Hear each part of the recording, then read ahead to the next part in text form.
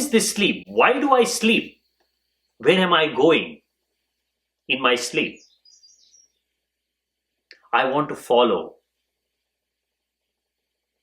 When I am going deeper into sleep, I want to be there. I want to see what happens to my body in sleep. What happens to my mind in sleep? When you wake up in the middle of your sleep, while you're asleep, while you're dreaming, you will see you are a totally different creature altogether. You are a creature that does not require any body. You don't need eyes to see. You don't need nose to smell. In your dream, you're doing all this without the body. If only you can wake up in the middle of the dream, you will see how real everything is. And once you wake up to the dream, you will also wake up in the middle of this dream that you call your life. That is the only meaning of self-realization. It is to wake up to the truth that you are consciousness itself. Something is blocking your direct perception of this consciousness.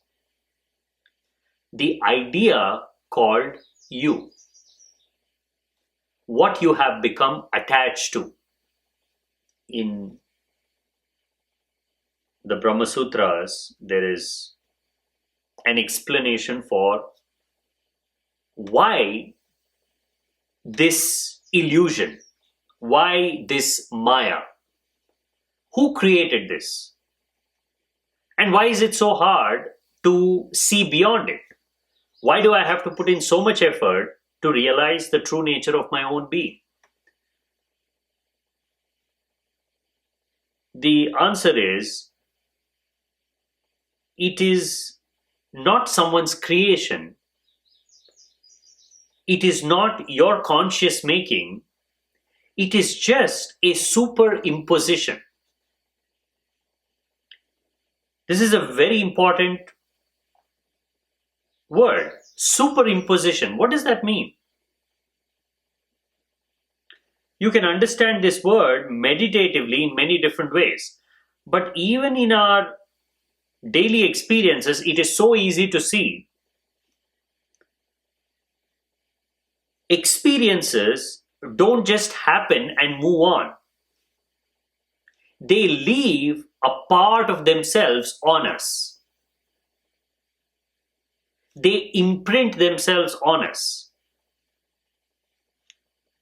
So much so that all our other experiences are colored by this impression. So we never look at things the way they are.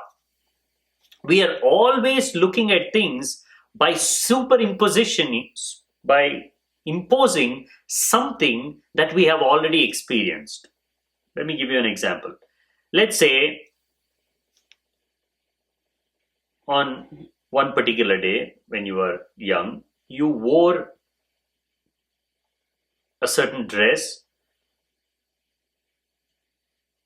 the color of which is totally unique. You had never seen that color before. It's a unique color. You're all excited. It's the first time I'm wearing something like this. It's there as a part of your impression. You know that you are experiencing something new, this new color. And let's say something happens that associates this color with negativity. Let's say on that day, you experience severe pain. Something that makes a deep impact. Even without you knowing, it's because you are wearing that color dress for the first time, in your memory, that color gets associated with that experience subconsciously. Then let's say for many years, you forget all about that experience. You've moved on. And you have moved away from that color as well. Nowhere you have seen that color. Years have passed. Now just imagine what happens when you see this color again for the first time.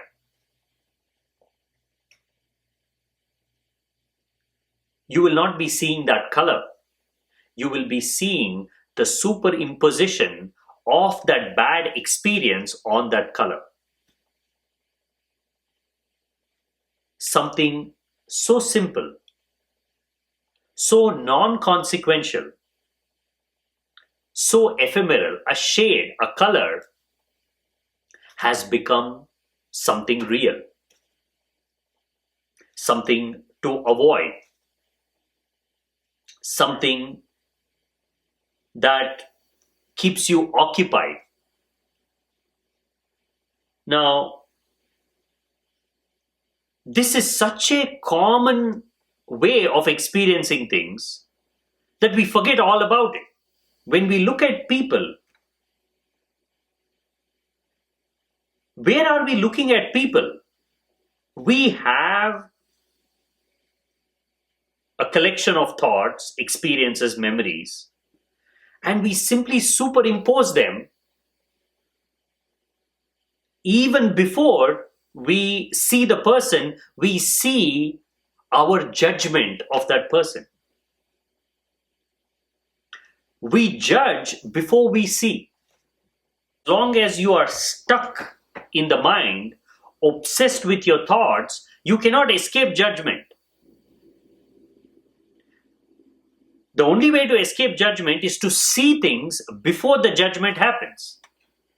But for that, you have to be there. As consciousness, as aliveness, you have to be in the present moment. Because you're lost in the mind, judgment comes first, perception comes later. That is why the world is Maya. It's a deep superimposition. Life itself is a superimposition of thoughts on an entity that is completely devoid of form. The true nature of reality is formless, shapeless, is devoid of all qualities. We refer to that as Nirguna Brahman. A mind that is devoid of all qualities. You have to wake up to the true nature of your being to be able to see the true nature of your neighbor. Because your waking up itself is a form of sleep where everything that you've ever experienced that has superimposed itself on the pure being is what you are experiencing. You are only experiencing layers and layers of impressions accumulated unconsciously. It is all happening.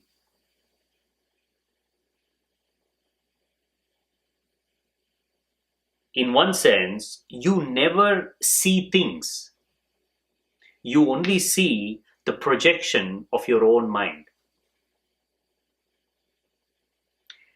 Because this is happening so seamlessly,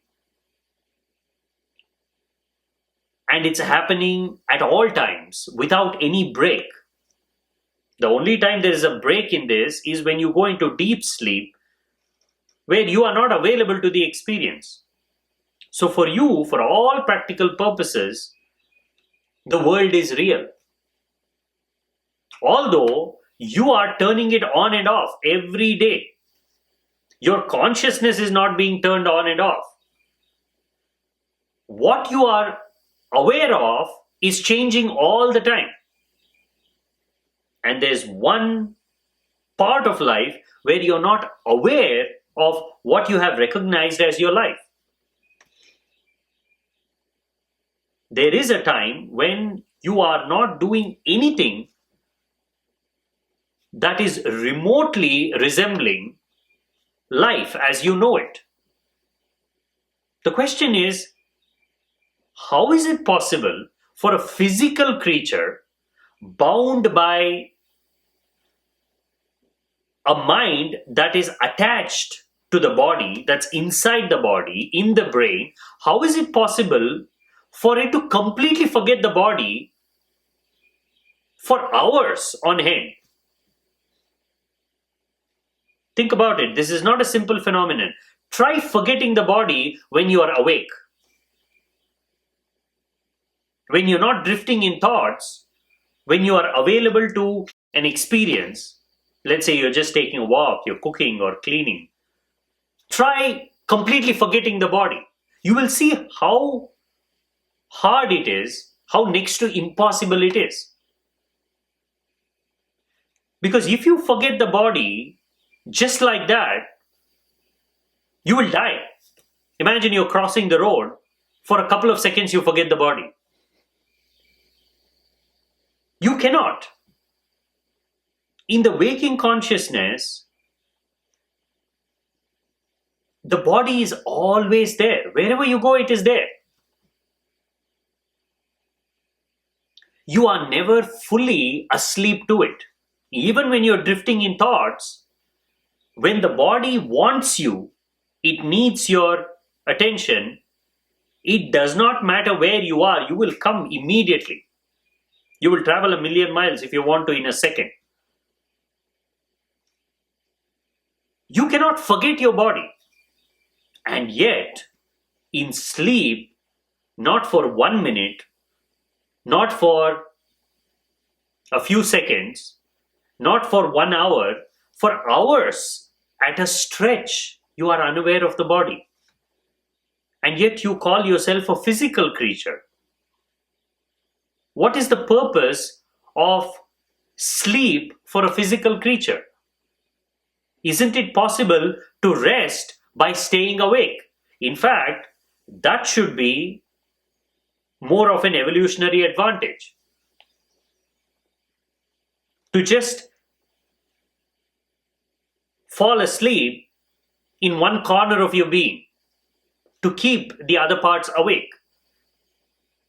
Why do you have to close your eyes to fall asleep?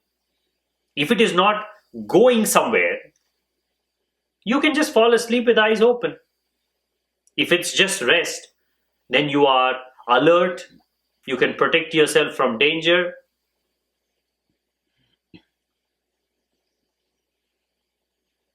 But that is not how you experience sleep. You are forgetting the only thing that you're supposed to protect. You are somewhere else. Sleep is not a simple phenomenon. It is existential. Longing to wake up is to clear out this sleep, is to understand what it is. To knock at the door of sleep is to search for self-realization. You search it through the path of love, through devotion, through meditation, through the path of knowledge. You are basically knocking at the door of sleep. Because your daily experience is to, the moment you see this door, you close your eyes, you shut yourself to it, and then you enter. So you know nothing about what's happening on the other side. You're totally blind to it. This is the challenge in realizing something that is so natural to your being. You get used to it. People around you get used to it. And we start building concepts and ideas around this phenomenon that we have accepted as our reality. We use our own words. Deceptively, we use language to cover up the truth. Most of it is happening unconsciously. We don't even know we are doing it. We don't even know the single biggest obstacle between us and the truth is language. It's because we have defined things using human language in a way that is conducive to us. The very definition of truth is different to us. The very definition of freedom is different. Self is something different to us. For us, self is the body. Words have become something else for us. 4 Catholic women are having coffee together, discussing how important their children are. The first one tells her friends, "My son is a priest. When he walks into a room, everyone calls him father." The second woman chirps, "Well, my son is a bishop. Whenever he walks into a room, people say, 'Your Grace.'" The third woman says, "My son is a cardinal. Whenever he walks into a room, people say, 'Your Eminence.'" The fourth Catholic woman sips her coffee in silence. The first 3 women give her a subtle, "Well?" She replies, "My son is a handsome 6'2" male stripper. Whenever he walks into a room, people say, 'Oh Jesus.'" It's our words. What is sleep? For us, it is unconsciousness. That is what we have to go beyond. It is actually that simple. We have been introduced to life exactly how it's not supposed to be introduced. There's wakefulness and there is sleep. Existential wakefulness is to simply be available to the present moment without any thought. That's wakefulness. Our definition of wakefulness is to be seeing things, experiencing things. It's the exact opposite. Imagine if we were to reverse these words. When we wake up in the morning, instead of saying, "Oh, I've woken up, this is a new day," you should actually be telling, "Oh, I have fallen asleep again." The moment you wake up in the morning, you should say, "Damn, I'm asleep again. Now I need to figure out how to wake up from this sleep." Just that small change will remind you that your purpose here is not to figure out a way to sleep well. That's what we are trying. Living a good life, living the best possible life, having all the comforts, having all the luxuries, is basically saying, I want to fall asleep in a certain way. I don't like falling asleep as a poor man. I want to fall asleep as a rich man. I don't want to fall asleep as a nobody. I want to be famous in my sleep. That's exactly what we are saying. Because waking up is actually falling asleep. We are falling asleep into the world of senses, sensations, experiences. If you're truly awake, your slate will be clear. There'll be nothing on it. There won't be any images. There won't be any movement.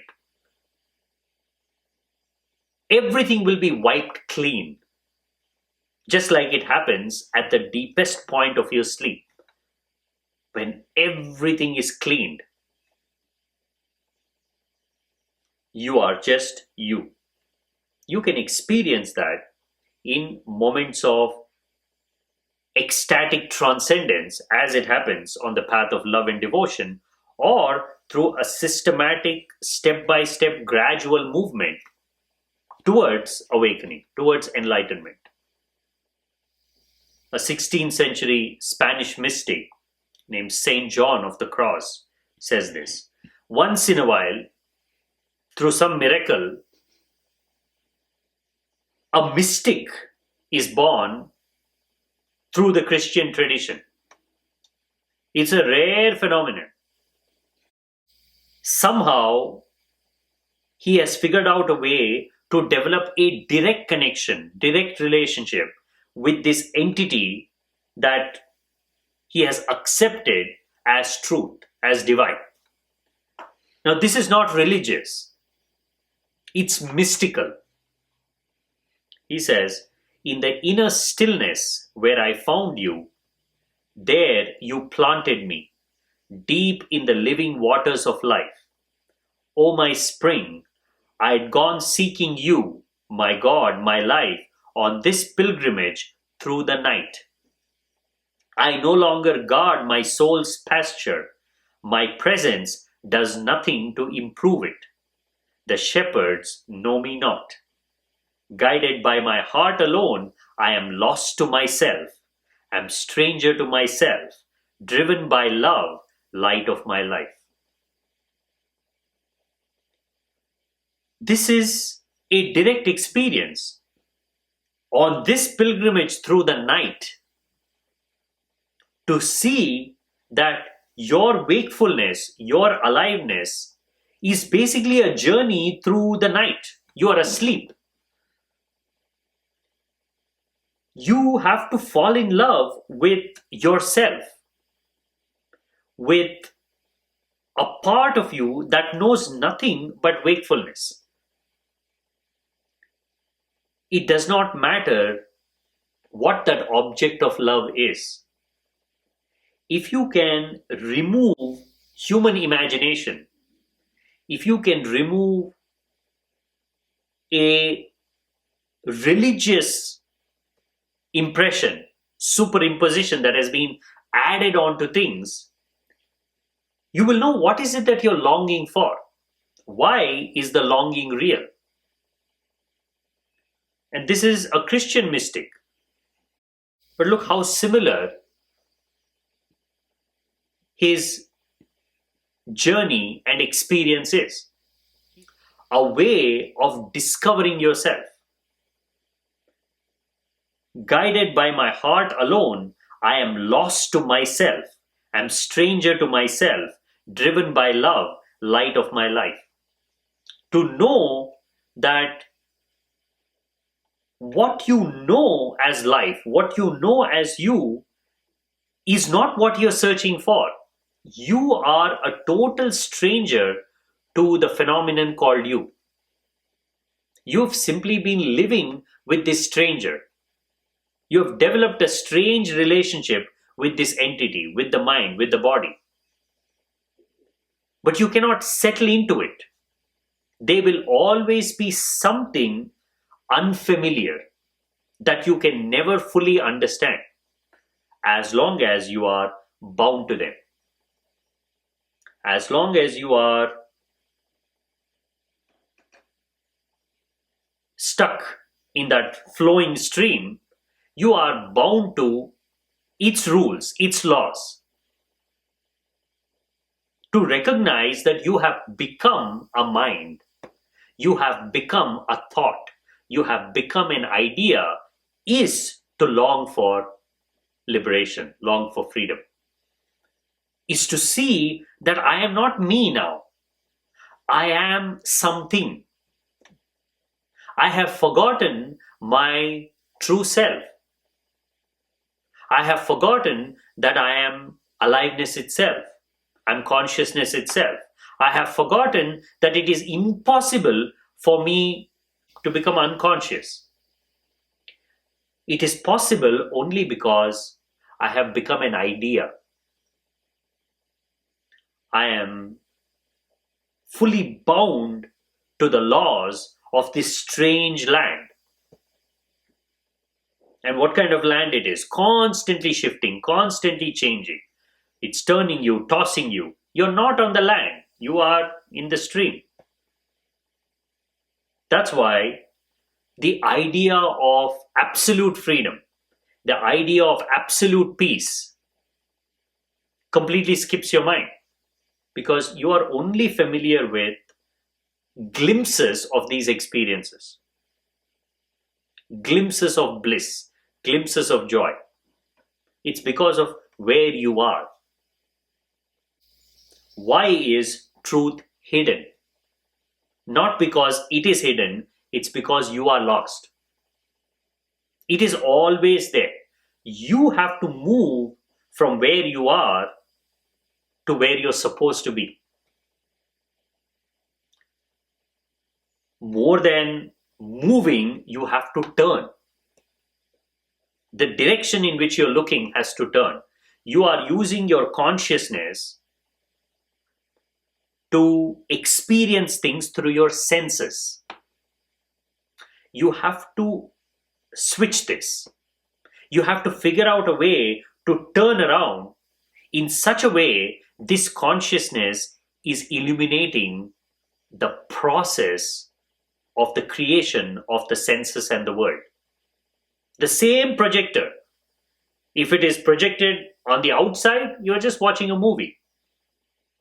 But if it's projected on the inside, you are seeing the mechanism of how this movie is created. Where are thoughts coming from? Where is this idea of you emerging from? What is life? What is dream? What is sleep? What is wakefulness? You shine that light on the inside long enough, it clears out everything. It reveals that the true nature of your being is consciousness itself. It is not something hidden far away. You have to figure out a way to wake up from this sleep that you call your life.